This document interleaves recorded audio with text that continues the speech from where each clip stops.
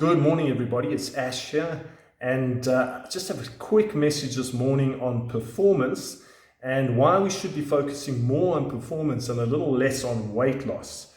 Now, in our weight loss journeys, we can tend to become very obsessive, and if we're not hitting those weight loss goals every day or every week, there's this panic that sets in.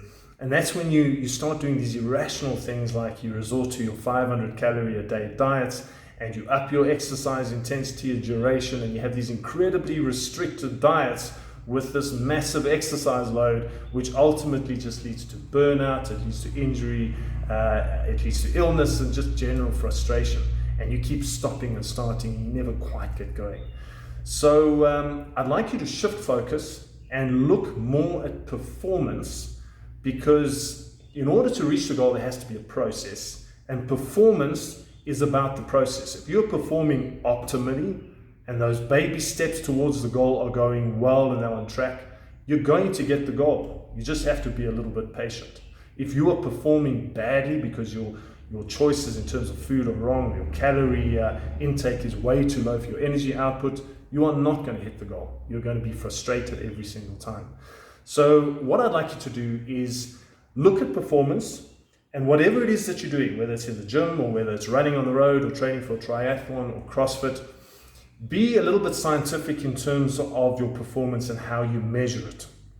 I want you to take notes of your workouts and say, am I getting stronger? Am I doing a few more reps on an exercise than I was the week before or 2 weeks prior? Has my weight steadily increased, my weights that I'm lifting? Are my times on the road increasing? And actually measure it and take note of it, keep track of it.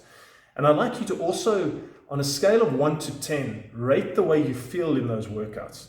If you're consistently hitting a 7 to 10 out of 10, you're performing optimally. And the chances are that your fueling strategy is right as well. Because if you were fueling wrong, if you were eating too many of the wrong things, or your calorie intake was too low, you wouldn't be hitting those levels. If you are at a 5 out of 10, if your weights are starting to decrease in terms of how much you can lift, if your times are getting slower, if you're feeling bad, the muscles are burning, the chances are your fueling and your nutrition strategy is wrong, and there's something that you need to tweak there. So by focusing on performance, you can intuitively know where things need to change and how to improve.